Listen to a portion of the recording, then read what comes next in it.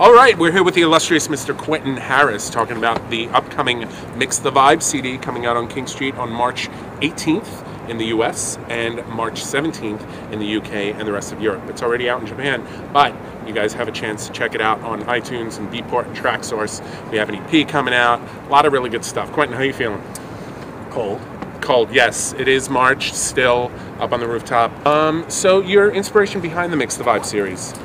My inspiration was that I've done commercial mix CDs before, and usually I always have a theme.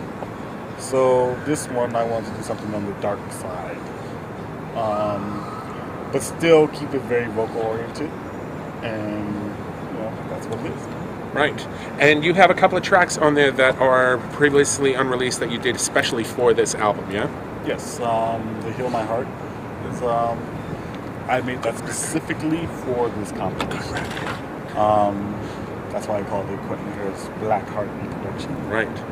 Now, when you do a remix, you like to call it a recollection. That's why, I mean a reproduction as opposed to a remix. Why is that? Because, I'll make long story short, Tom Moulton had came to my house, and when I did... Legend. Yes. I did the keyboard work on the re-release of the Man Friday record. And I was playing him things. I was like, yeah, I did this remix of Sting. I did this remix. He was like, no, Quentin, you did a reproduction. And it didn't dawn on me what he was saying until he left. And I was like, you know what? Yeah. He said remixing was what I used to do, like re-editing and EQing.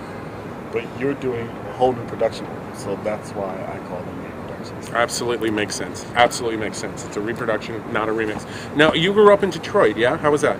I grew up basically being a sponge, and in my household, music was everywhere, all kinds, different shape sizes from different countries, everything. So, I mean, that's I think where my adaptability to do different styles of music and to resist genres comes from.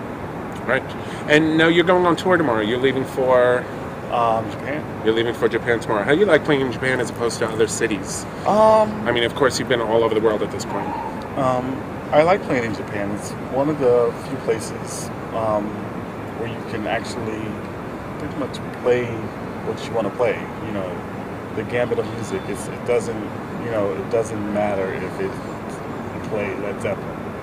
You know, right. What amazes me is the response that you get from Japan and the UK and all of Europe and South Africa and all of these places where sort of our considered underground dance music is pretty much more, I would say more mainstream, yes, or more supported. Yeah, in South Africa it is. When I went to South Africa, I was like totally amazed that leaving the airport, I heard like Monique Big and Poor People, and then right after it, I heard like Christina Aguilera and Puff Daddy record, like hip hop, so that's telling me I have this, this theory. If no one ever hears it, how will they know it exists? And Exactly. if they don't know it exists, how will they know they like it? Exactly. Dance music in the airports, people. I mean, come on. So what's next up for Quentin Harris? Well, the King Street thing, Mix the Vibe, and I have an album coming out on Strictly No Politics. And I'm working with various artists on their albums. I'm really a big champion of albums. A body of work is just, for me, speaks in volumes than a lot of singles. So that's why I'm really, really trying to focus on doing more albums, whether they're for myself or whether they're for like artists like Ultra Tay or Jason Walker or people like that. So I really like the whole album.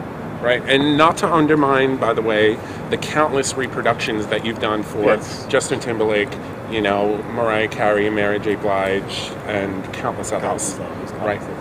Well, thank you so much. Get Mix the Vibe, Quentin Harris, number 17 in the Mix the Vibe series, along with, other people like David Morales and Tony Humphries and Kerry Chandler and Frankie Feliciano and Joe Clausell and Danny Krivet and Mondo Grosso.